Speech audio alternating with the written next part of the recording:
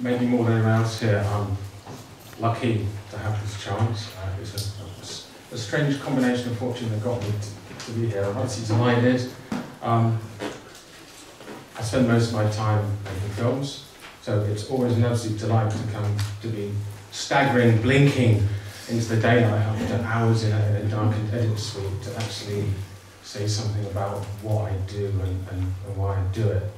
I've plenty of experience responding to my films, but this is the first time I've just come up cold and I was told to do bullet points.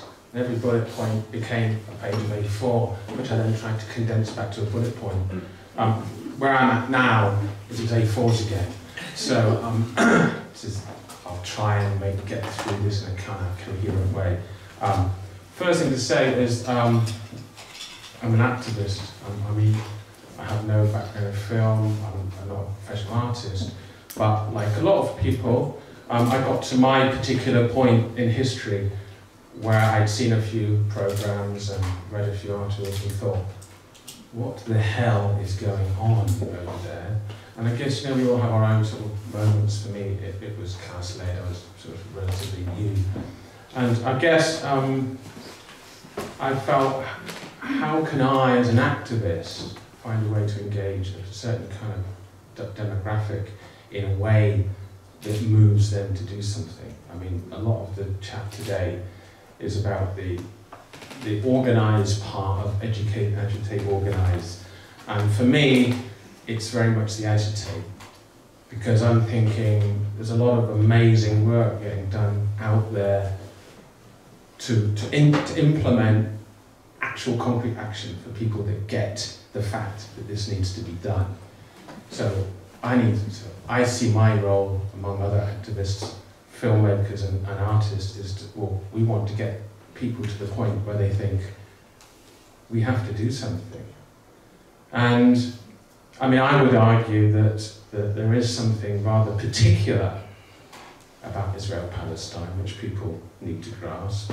I mean, there's a lot of racism and there's a lot of atrocity out there. And I mean, I was at a meeting last week. I was addressing a group of young drama students who've been forced to go through a bit of political education because they didn't even know, well, from a British point of view, they didn't even know what number 10 was, which is where the UK Prime Minister lives. So some of the course organisers decided we need to get these guys a little bit clued up. So a friend of mine who takes one of the courses invited me in, and I got the chance to sort of say a few things about what I do and why. And it's amazing, and one of the points I made to them was, in the social media connected world that we live in, I mean, it seems large proportions of the public are becoming increasingly numb to bad things and numb to atrocity. It's incredible the amount. I thought I've actually given talks about some of the things that I witnessed in Palestine, and people still glaze over. It's probably one of the longest glazed over news issues in the history of in modern history, really. So for me, the challenge was how do you throw a grenade into the room in a way that is hard to ignore? So funnily enough, I have travelled a lot in the Middle East, and I've got an awful lot of footage of farmers, with their sort of mule-pulled ploughs set against the sunset, or bored IDF officers, really. And I've looked through a lot of this stuff, and I thought, is this going to agitate? I mean, it looks good from my point of view, and I enjoyed being there. But I thought, well, no. So an awful lot of my footage has remained on rapidly dusting up hard drives in my office. And I guess I've just kind of acted on instinct about things that I think have got the power to agitate. So what I'm going to do is show you a trailer for one of my first reasonable length documentaries, which was based on a seminar that was held in Edinburgh, where I live, where for me, as an activist on the issue, I had that fresh feeling of shock, and I thought I need to share this in a way that's creative, and engaging to a wide audience. So this is a trailer for Children in Chains. So if we can cue that up, that'd be great. In Britain, we live in times when the protection and well-being of our young has never been more scrutinised. And we are rightly appalled when violence or cruelty is directed against them.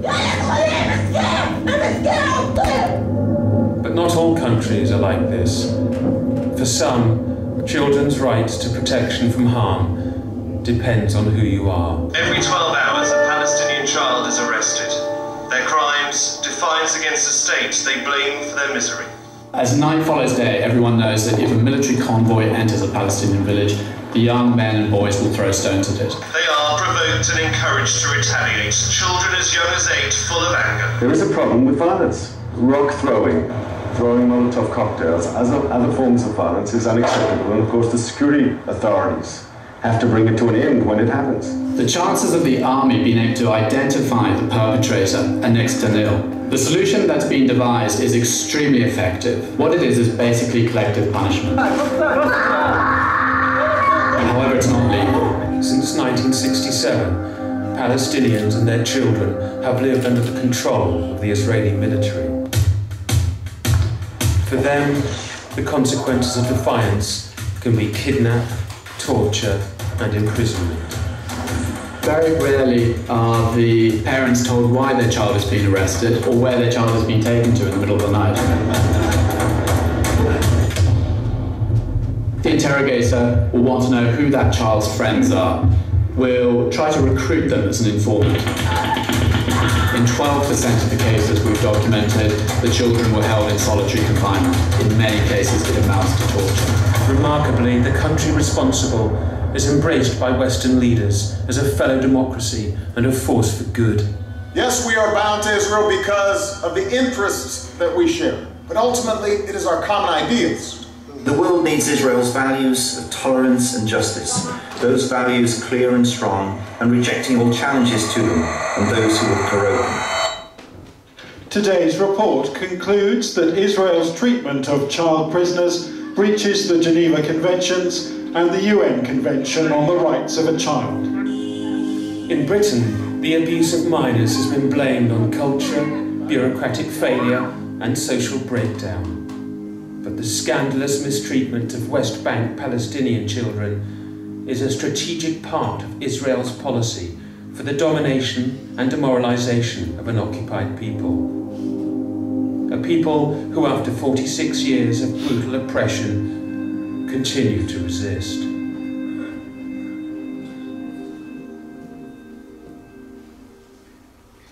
Thanks for that. So, I mean, I showed that at the UK Parliament in Westminster a few years ago, and it was interesting because it was a committee room full of MPs who, broadly speaking, are sympathetic to the Palestinians, and a lot of them were shocked at some of the material in the film. And I know that, I mean, so that's agitation, if you like, in a very kind of hands-on political, in the corridors of power where decision-making and discussion takes place. And I know that amongst others, the film and bringing that subject into the light got that subject debated quite widely in the House of Commons, and still constitutes quite a large part, if you like, the leading edge of the battle against the propaganda, really. And but it's interesting as a piece of, from my point of view, as a piece of work, because I mean, I think the term artivist was used to describe me, but I think the term artivism came a few years ago, particularly in connection with street protests and around anti-globalization and anti-war. And these are sort of kind of performance art. I mean, in a sense, I'm not sure that I would put myself in that category, but certainly I think it's interesting to try and use material in ways that they can have a transformative effect. And the interesting thing about Children in Chains is that almost all of the footage that I use, I got from the internet.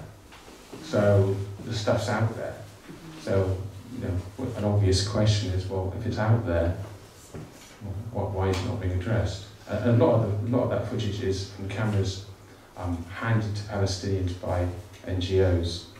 So you can see some of the things that are happening in the night raids and things. I mean, it's extraordinary stuff. So all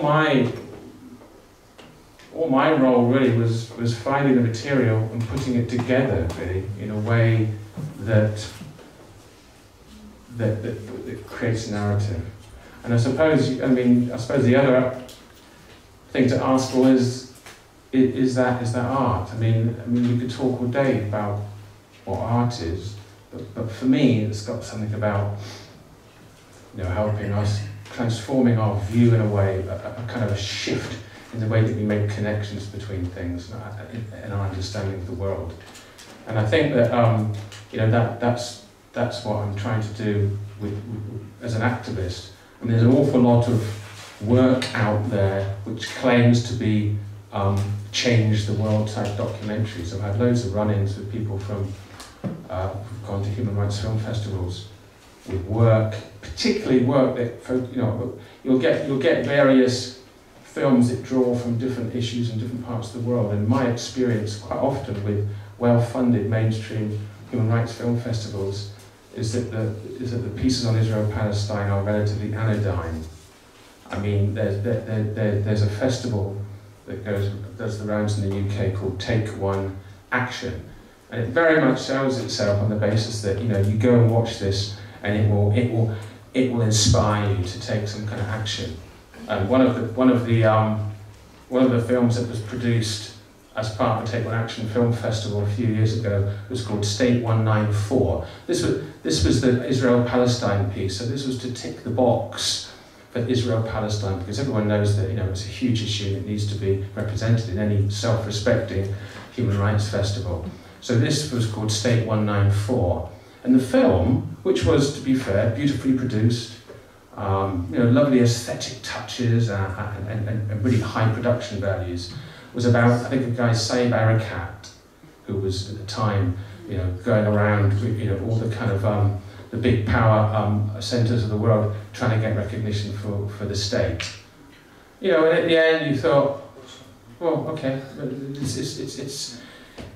how did you come out of that feeling, right, we need to do something about this? It's just an exercise in filmmaking for a bunch of people that, I don't know, I mean, that want to feel that they're addressing important issues. And I guess, you know, for me, the kind of films like Film and Chains, I mean, I've shown it and people have said, you know, people need to see that, but that's the kind of film that you make that isn't going to be broadly taken on. But it's still, I've been into a few schools with Children in Chains. I thought because it's about children, a few schools might be interested in showing their kids what's going on in other parts of the world, and a few brave teachers. That was a few years ago now. I doubt if that would get anywhere close to a classroom now.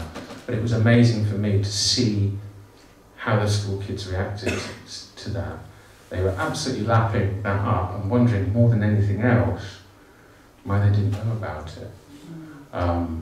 But you know, I think there's another aspect, I guess, apart from being an activist filmmaker, I'm always trying to explore new ways of doing things, I guess. And I thought, as a little exercise that might provoke discussion later, I would show two little pieces together which draw out different ways of approaching a subject. And maybe they're appropriate for different audiences, I don't know.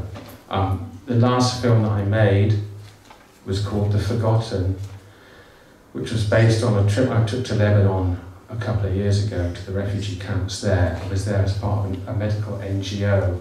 And again, like with the children, the West Bank children, it was an aspect to the tragedy that I'd not fully appreciated.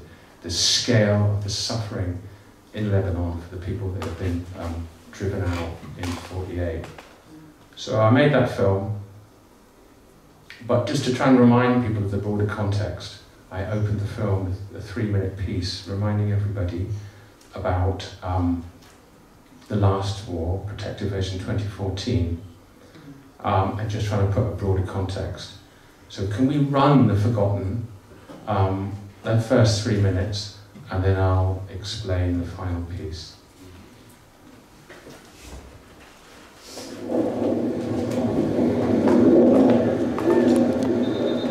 Summer 2014.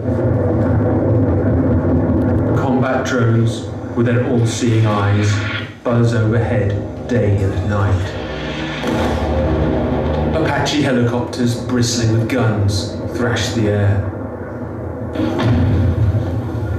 F-16s roar low over streets and farms, their bellies heavy with bombs. Tanks and gunboats close in from land and sea to discharge their mortar shells.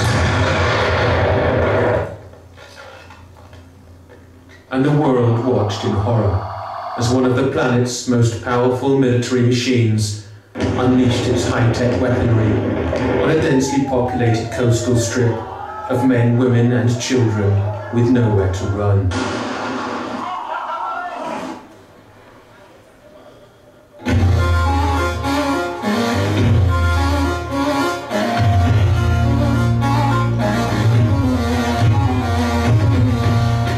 This is home to over 1.7 million people, the vast majority of whom are refugees, and many of these from the very neighbouring land they now look out on, beyond the fence that locks them in.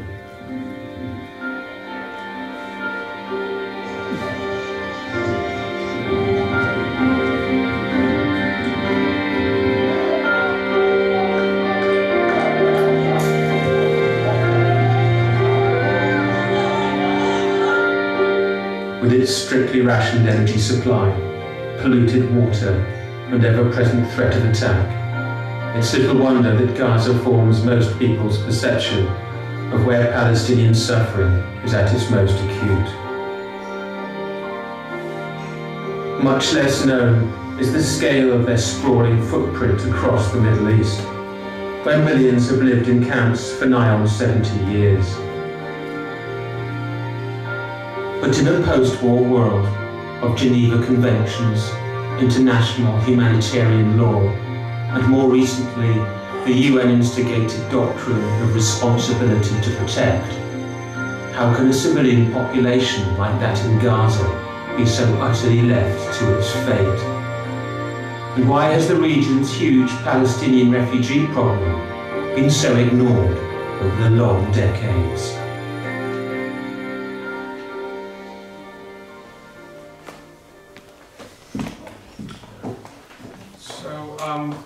That was just the first 3 minutes of a film about the refugees of Lebanon. But in the time since then, I've been reconsidering what we mean by solidarity in a way. I mean, is it enough? Is it enough just to agitate? Is it enough just to even bring loose bits of internet footage together and create a narrative? Because that narrative, I mean, reference was made earlier on to Ken Loach and the white male. You know, I'm a white middle-aged male, and you know, it's a white middle-aged male voiceover. And I think, you know, I've been doing some work recently with a woman from Gaza who came to Edinburgh, where I live, to do a master's in film directing. And I realised she really just got out shortly after Protective Edge. She has 2 children, one of whom was particularly affected by those 51 days. And I decided I wanted her witness. Because I think that when we talk about solidarity, we talk about a common cause, of course, but how deeply do we need to empathise nowadays before we're moved to take action? I mean, my perception is that you know, we live in very kind of individualistic times, and we're encouraged to do that. A friend of mine who knows I'm an activist and occasionally plays devil's advocate told me about a book that she'd read recently, saying, everybody tells me, you know, everybody gets pessimistic nowadays and say how the world's going to the dogs and how terrible it is, and in Britain, Brexit and global warming and all that. And she said, you know, there's books out now and films that say, if you look at the statistics, it's never been better. There's less people dying in childbirth, there's less absolute poverty, there's less disease and less war and so on. And I thought, well, maybe, I'm not going to argue the case, the statistics might bear that out. But there's so many different ways to look at how that information is being used. And this friend sent me a film link, which was being presented by a young, upwardly mobile Western man who was repeating the same kind of angle.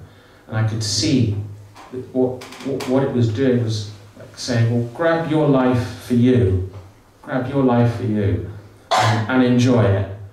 And don't waste your time making life difficult for the status quo.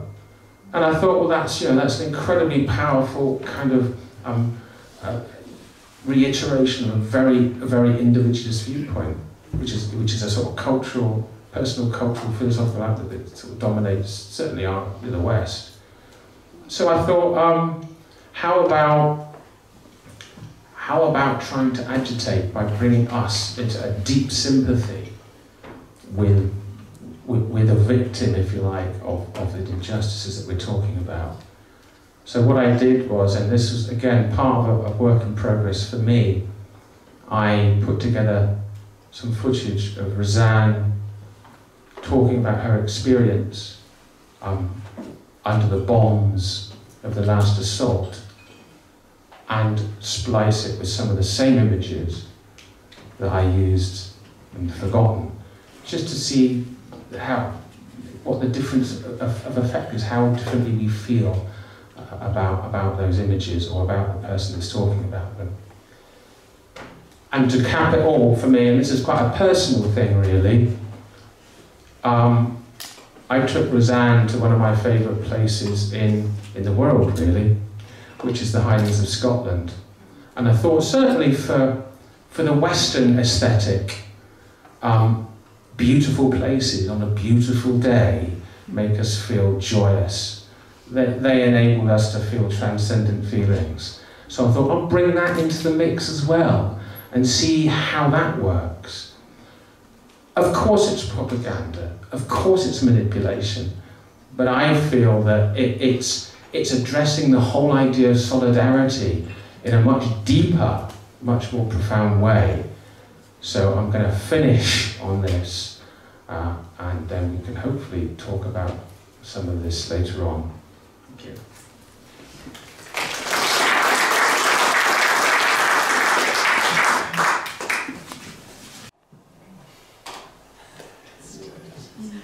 Let me check 1 second if there's anybody else. I just wanted to ask you, why did you say maybe it's propaganda?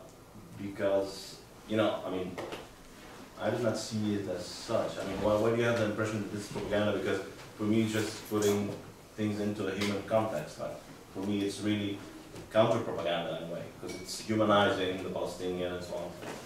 I guess I'm meaning propaganda in the sort of broad sense of advocacy for something. Mm-hmm. I mean, religion's propaganda because it's saying, you know what, I think, you know, heaven's better than hell, isn't that? You know?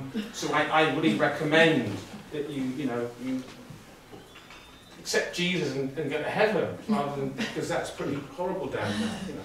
I mean, that in a sense, because I call, you know, in my blog, I call myself a propagandist for human decency. Because I mean, in a way, anything that you're taking and using to influence somebody else, it might be something that's entirely right and true. I'm using propaganda in that sense. I'm using the term in that sense. Sonia? Yeah, I have one question. Actually, I'm choked. But so the question is really, you as a filmmaker, do you feel that you're defined by this work, or I mean, I had a discussion with someone in the break who said, you know, I'm an artist and I want to be an artist, and I don't necessarily want my art to be defined by my political opinion, yet I'm looking for an avenue, you know, where I can express myself, for example, on Palestine. And yeah, I'm a bit, it became a question for myself also, you know. So on the one hand, I think being an artist, you are in a position where you can vocalize or in some way bring across your opinion, such as other people, like consumers at a supermarket can't. But on the other hand, you're broader than only, let's say, expressing this position, aren't you? Yeah, I mean, I came into politics quite late. I was a hedonist for most of my life. I mean, I was working in banks and working for the enemy, really, and, you know, earning good money and spending it in a hedonistic way. I mean, but in truth, my political expression is a kind of extension of my world view, which was established in my early 20s when I was following a guru. So I took that kind of new agey hippie route into adulthood, really. And I have to say that, you know, I was talking about solidarity there and how we might feel when we're watching that last piece. In a way, what I'm putting into that is not so much, let's just get angry and lob insults at the opposition, or let's fix that particular problem and then we'll all be happy. For me, it's much bigger than that. You know, for me, it's, well, it's beyond politics, it's beyond, in some sense, our ethnic and political identities. You know, I guess because of my early experience, I had that thing of, we're all connected, and actually, before we get anywhere with any of these other problems, we have to understand that. We have to have a deep grasp of that, of our humanity, before any of the other shells that are around us. And I suppose I'm always trying to put that into my work. And I realized I was kind of having fun with that piece, because that means a lot to me. I mean, in my experience, I do a lot of mountaineering in Scotland, and those environments, to me, represent a huge personal, spiritual liberation, really. So to bring that into the mix, I think for me it's quite an interesting thing to do, because a lot of the time we're so focused on, yes, the abhorrent crime that we're seeing in front of us in Israel and Palestine. But I still think that still isn't going to deliver us. If we see any kind of, it's not even particularly going to deliver them, because beyond that there's going to be something else. So I still feel, do you see, I'm trying to, you asked me if I feel defined by that. Well, not really at all, because I'm constantly trying to put more of myself into my work and still keep it within the realm of political activism. It's quite, you know, this is a kind of my own little artistic journey, really, I suppose. Yeah, that's actually special and important to mention, because this proves how you can include so much of your own personal experience and history, even if you're not a citizen of Gaza, but you can include a lot of your other experiences into that same story with the same power. So thank you very much, Jon. Thank you.